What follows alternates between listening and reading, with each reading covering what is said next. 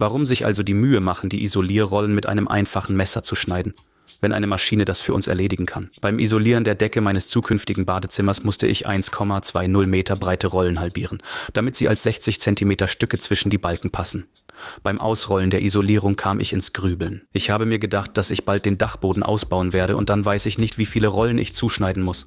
Warum sollte ich mir also die Mühe machen, wenn das tatsächlich eine Maschine für mich erledigen kann? Eine Maschine kostet 301.000 Euro, ein Messer 20-30 Euro.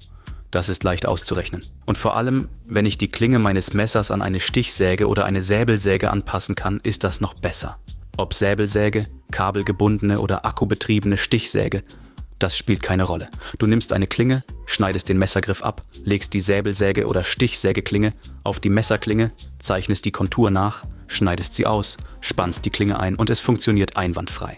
Es gäbe noch eine andere Alternative, falls du dir das Anzeichnen und Ausschneiden sparen willst.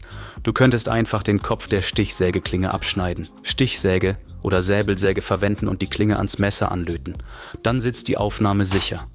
Ich konnte sie sauber ausschneiden, funktioniert einwandfrei.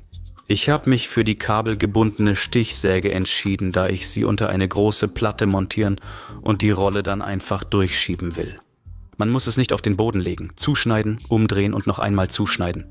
Ich nehme eine große Platte, halte sie an den Seiten und schiebe vorsichtig. Wenn es zu gefährlich ist, lege ich es auf den Boden, schneide, drehe um und schneide erneut. Das klappt gut. Ich bin sicher, du hast zu Hause eine alte Stichsäge.